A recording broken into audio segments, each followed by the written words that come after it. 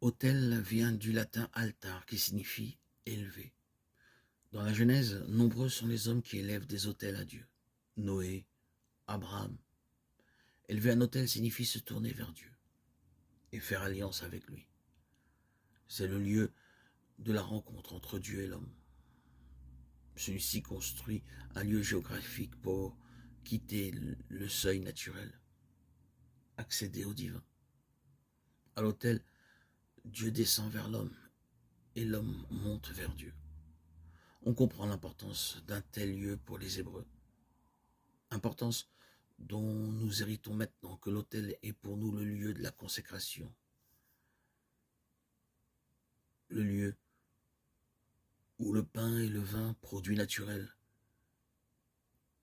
se transforment en corps et sang du Christ, réalité divine. L'autel est toujours le lieu de la rencontre entre l'homme et Dieu. Notons tout de même que dans le Nouveau Testament, Jésus reprend régulièrement le terme d'autel, mais pour en relativiser l'importance. Ce n'est plus tant l'autel de pierre qui importe, mais ce qu'on y sacrifie. Cette inversion éclate à sa mort lorsque Jésus devient la victime. Et la croix, l'autel, c'est lui qu'il faut regarder et imiter.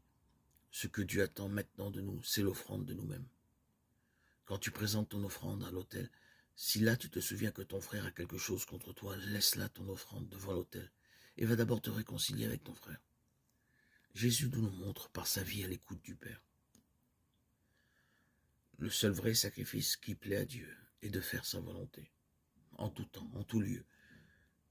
Faire de notre cœur l'autel de la rencontre et accepter humblement de le suivre dans notre vie quotidienne.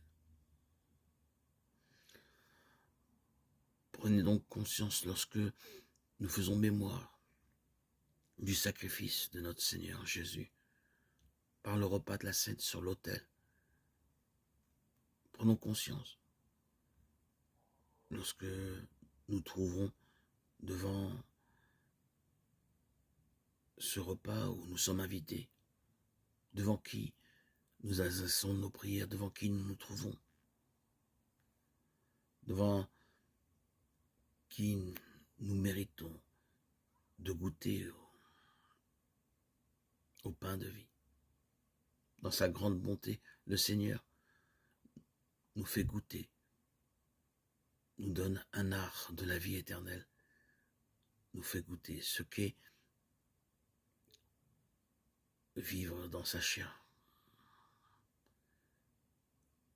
la présence du Christ.